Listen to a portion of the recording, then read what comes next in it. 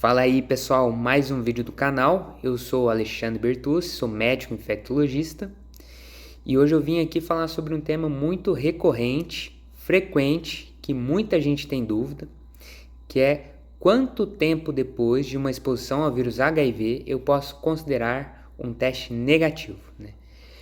Então, para responder essa pergunta, a primeira coisa que nós temos que saber é qual a metodologia do teste que foi realizada. Por quê? Existem diferentes testes e esses diferentes testes eles têm tempo de positividade diferente, porque eles estão pesquisando anticorpos e partes diferentes do vírus, né? De modo geral, os testes mais amplamente disponíveis são o teste rápido de HIV e o teste que vai no laboratório quase sempre é numa metodologia de ELISA, em que além de pesquisar o anticorpo, ele pesquisa também a presença de um antígeno. Então ele consegue reduzir esse tempo de janela para o diagnóstico.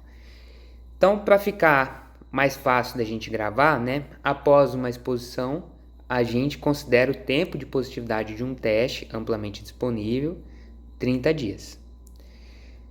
Na dúvida, né, e até o que é orientado para a gente pelo nosso protocolo clínico diretrizes terapêuticas é repetir o teste em 90 dias. Teste repetido em 90 dias sem uma nova exposição, consideramos negativo, tá? Por que é importante a gente falar sobre isso? Uma pessoa que teve uma exposição ao vírus HIV, provavelmente ela pode se expor novamente a esse vírus. E existem várias estratégias que são individuais para cada pessoa, que ajudam na prevenção da transmissão do risco de infecção pelo vírus HIV.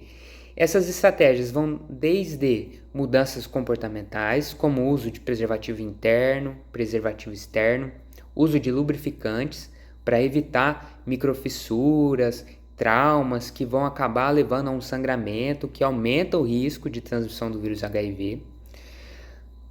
Tratamento de infecções sexualmente transmissíveis, mais ou menos aí por conta do mesmo conceito de lesões, quebra de barreira, o que acaba expondo o vírus que está ali na membrana basal ou mesmo no sangue, à região genital. Então, tratamento de sífilis, tratamento das hepatites, tratamento dos corrimentos uretrais como clamídia, gonorreia, são estratégias para redução da transmissão do vírus HIV. Imunizações, então vacinar para HPV, vacinar para hepatite A, vacinar para hepatite B, também são estratégias de prevenção. E quando falamos de estratégias farmacológicas, né, existem duas estratégias que são muito boas, mas infelizmente elas são pouco conhecidas, né? Que são a profilaxia pós-exposição sexual ou pós-exposição ao risco de transmissão do vírus HIV, que é o uso de antirretrovirais, que são medicações para o tratamento do vírus, após um contato que tenha transmissão do vírus em até 3 dias. Então vamos exemplificar aqui para ficar mais fácil da gente entender.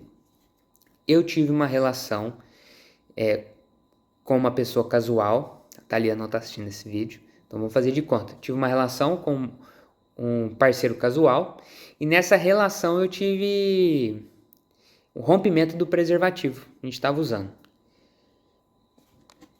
Primeira pergunta, se a sorologia dessa pessoa com quem estava me relacionando? Não. Então, considero que essa pessoa possa sim ter o HIV. A gente sempre considera o pior cenário quando falamos em prevenção. A exposição que eu tive tem risco de transmissão do vírus HIV? Relação sexual sem uso de método de barreira como preservativo? Tem risco. E a última pergunta para saber se eu mereço ou não usar a profilaxia é saber quanto tempo, esse intervalo de tempo entre a exposição que eu tive até procurar o uso da medicação. No meu caso fictício, foi menos de 72 horas, então eu estou apto a usar a profilaxia pós-exposição. A profilaxia pós-exposição ela está disponível amplamente na maioria dos prontos-socorros. Caso não estiver disponível no pronto-socorro que você procurar, né, eles encaminham para o centro de referência. Também nos CTAs, os SAIs também são centro de referência, né? E antes de pegar a medicação, precisa ter testes negativos, né, de HIV, porque aí não viraria uma profilaxia e sim um tratamento. É feito exames gerais, entra com a medicação e você acaba sendo reavaliado em 7 a 14 dias para ver se está tudo bem com o remédio, se não está tendo efeito colateral, e repete-se sorologia com 30, 90 dias e, em alguns casos, com 6 meses, né, principalmente pelo risco de transmissão do vírus da hepatite C.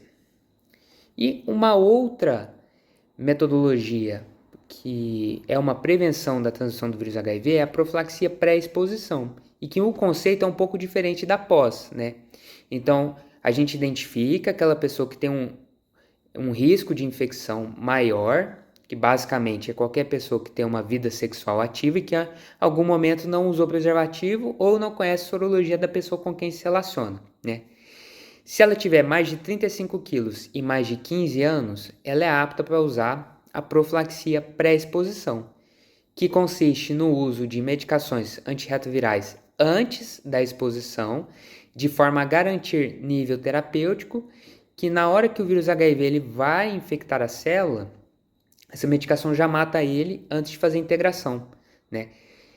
São medidas com alta eficácia, né? Principalmente a PrEP em estudos mais recentes, em homens cis que usam a medicação regularmente e que têm nível terapêutico no sangue, a taxa de prevenção é próxima a 98%, muito boa, né? Essa taxa de redução ela acaba sendo um pouco inferior nas mulheres, por quantidade de disponibilização da medicação em mucosa vaginal, que é um pouco menor do que na mucosa anal e peniana. E é importante estar falando também que o uso da PrEP, ela não precisa ser diariamente, né? Homens cis e mulheres trans que não fazem hormonioterapia podem fazer o uso sob demanda. Qual que é o cuidado que a gente tem que ter do uso da medicação sob demanda? Primeiro, a pessoa que for usar tem que saber bem sua vida sexual. Então ela já tem que ter quase assim que no calendário quando que ela pode ter alguma exposição, né? E para aquelas pessoas que acabam tendo 2, 3 relações na semana, acaba não sendo uma estratégia muito boa, porque após o uso do primeiro dia é necessário manter pelo menos por mais 2 dias. No uso sob demanda em pessoas que têm relação 2, 3 vezes na semana, acaba que vai precisar ser um uso diário da medicação. Então a gente reforça a necessidade do uso diário. Importante que essas formas de prevenção que acabam fazendo parte da mandala, elas são estratégias que elas não são obrigatórias, tem que se encaixar para o ambiente, para a vida de cada paciente, e elas também não são fixas. Se você quiser deixar de não fazê-la, tudo bem, né? A nossa função é redução de danos, tentar achar algo que seja mais adequado para você, para que a gente consiga reduzir a transmissão do vírus HIV, né? Espero aí ter ajudado vocês. Eu acho importante compartilhar esse conhecimento, porque principalmente as profilaxias, elas são pouco divulgadas, né? E se você curtiu, dá um like aí no canal, compartilha, tamo junto, um abraço e até mais!